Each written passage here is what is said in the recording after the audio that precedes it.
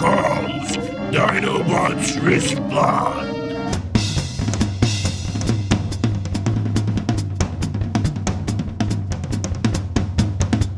Ladies and gentlemen, Ace of Bets here, and I am actually here today with my Dinomist deck profile. This is a deck I've been excited about for a very long time. I've been excited about them ever since they came out.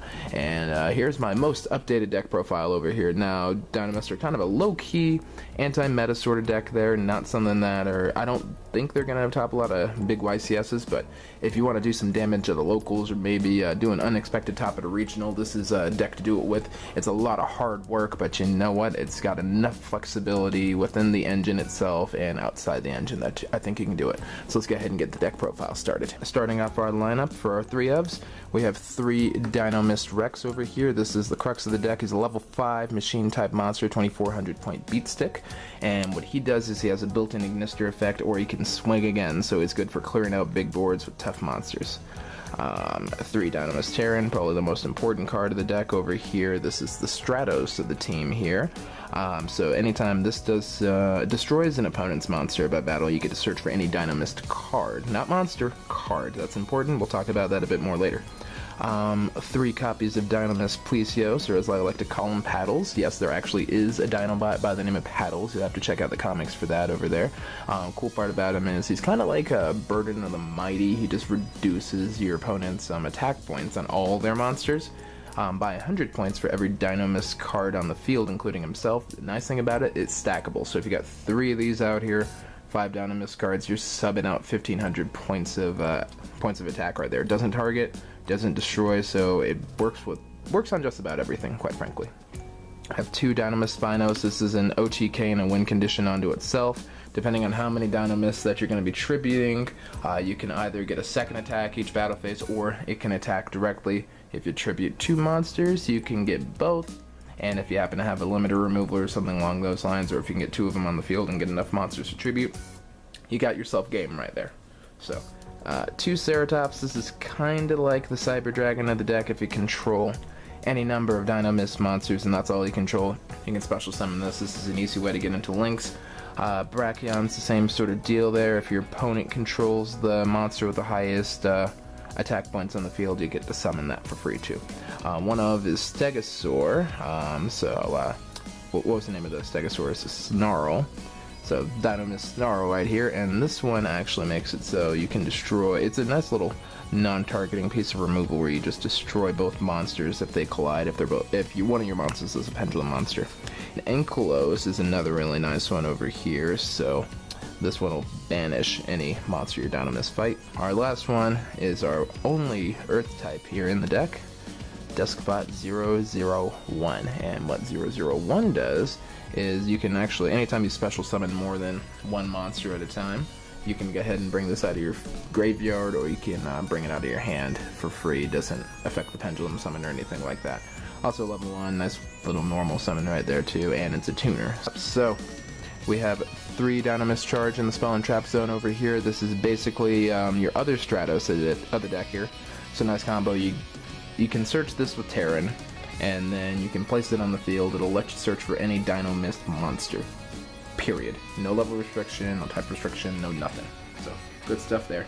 And then another one, I got a Field Spell Engine, 1 Terraforming, and 2 Dynamic Power Load. Dynamic Power Load gives all of your Dinomist monsters Armade's power and jumps them up by 300 points.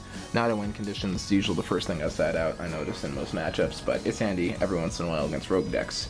For the 2 ofs, I got 2 Wavering Eyes. Could be a 3rd one in here, or you can swap these out with Hand Traps. I noticed they're really more useful in the Pendulum Mirror. If you Wavering Eyes last, you usually win that one, so it is pretty handy.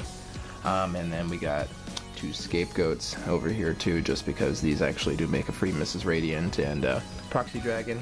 And all things considered, will include Dark Hole and Instant Fusion. Instant Fusion has 1 target in the extra deck, and Dark Hole is just Dark Hole. You can kind of work around it with some of the Dinomist scale effects too. And of course limiter removal, because we're playing machines. A little bit of a win more card, but it's a win condition onto itself too. And while we're talking traps, we got 3 Dinomist Rush, another searcher for the deck here. Brings out your Dinomist monsters in attack mode or defense mode, special summons. Doesn't particularly care about your opponent's card effects, at least for that turn there. It's chainable, which is another nice thing about the trap, and it's very searchable too. So you can have that, bring out your big monsters that you wanted. Unfortunately, they're destroyed at the end phase of the turn, so you either have to use them as material on your turn or on your opponent's turn, then they're just going to end up in the extra deck, but it'll protect you for some time. Dinomist Howling. This is what Dinomists have desperately needed. It's like the Dinomist equivalent of Pendulum Call, only without the discard, which is a nice little deal right there. Allows you to set up 2 scales. Problem with it is it's a trap, but it lets you get 2 scales and prevents you from pendulum summoning anything but Dinomist monsters. And the fact of the matter is, that's all you have to pendulum summon, so it's not that big a deal. If you tribute a monster, then you can, Dinomist monster, then you can bounce a card back, so it's got kind of a built-in curing effect too. And this, since it's a Dinomist card, you can protect it with the scale effects that all the Dinomists have. 2 Quaking Mirror Force. This is not as fast a deck as Pendulum Magicians. This is a little bit faster than, I guess, straight Performer Pals right now. Actually, no, it isn't. Alright, so it's not faster than anything in the Circus Dragon Magician sort of network there, so you do need a little extra protection. Then we've got 2 Solemn Strikes, since it works on hand traps as well too. You got the Bottomless Trap Hole to get rid of the big stuff, and Torrential Tribute, just because, hey, you know, at the end of a summon is a great time to hit it. Now let's talk a little bit about the extra deck monsters. So for our link lineup, we have 1 Miss Starboy and 1 Mrs. Radiant over here. The goal for both of these guys is Mrs. Radiant you get off of Scapegoat, and Miss Starboy you can just do straight off of, actually, basically any Dinomist monster there, so that's always a nice option. 2 Proxy Dragons, since they don't seem to particularly care what they're made of. It also protects monsters from destruction, so another neat little deal, and you'll be tributing Dinomist monsters anyway too, so this is another way to take advantage of the consistent flow of tribute fodder. We have 1 Panzer Dragon that's usually going to go out there in defense mode. It's basically just fodder for XYZ or XYZ plays, whichever you like to call it. 1 Trishula, because you can make it with the Deskbot 001, and if you resolve Trishula, you're in a pretty darn good spot. White Aura Dolphin, it's just a level 6 water synchro. I thought it was kind of fun. It gets the power boost there, so it's actually not too bad. Also, it has a neat little attack changing special effect right there, so that's always something to consider. And when we're talking XYZ monsters, we have the Infinity package, just because, hey, Infinity wins games. Well, it hinders your opponent's games. Number 37, Hope Woven Dragon Spider Shark, just because these number 30 monsters have the coolest names. And if your Dinomist monsters and your monsters in general get into a fight, then you detach material, everything on your opponent's side of the field loses 1,000. These attack manipulating effects will really sneak up on your opponent, and you can do a lot of damage very, very quickly. We have Bahamut Shark, just because that's an easy one to summon, and if you have another Link Zone open, hey, that's a great place to put your Totally Awesome right there, something to consider. Castell, just because it's easy removal. Abyss Dweller, now a big benefit from this one, obviously it knocks out Spirals cold, and also this is one of the few decks that actually does consist entirely of water monsters, so you'll get the maximum benefit for the attack points. And Gear Giganetics, because half of the deck is, frankly, a level 4 or lower machine type monsters, makes it very searchable, helps you toolbox your deck out a little bit there. And now for the side deck here, we have 1 copy of Chimera Tech Mega Fleet Dragon, just to break extra links there. Chimera Tech Fortress Dragon, in case we're in a mirror match or against any other machines that have big fields, it's a great way to break that too. Dark Rebellion XYZ Dragon, so we can knock out the big monsters super easy. I also built in a Symphonic Warrior engine, so you have the 3 Symphonic Warrior guitar, and then the 1 Symphonic Warrior mics. Mics is a nice one. It's kind of like a Pendulum Brilliant fusion. Also a level 5 monster, gets you into Cyber Dragon, Nova, and Infinity a little bit faster.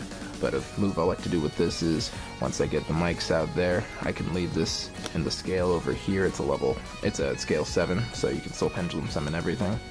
You whip out 2 Dinomist monsters on either side of mics over here. You turn them into Miss Starboy, then you bring them back, and then you can Exceed summon or Synchro summon, whatever you need to do. But it really helps out quite a bit. 2 Mystical Space Typhoons that can quite easily be Cosmic Cyclones. I'm just waiting on the mail. 2 Swords of Concealing Light. I mainly had this set up for the Draco matchup, just so I could flip Masterpiece face down and take advantage of that there. Double Amorphage Pride.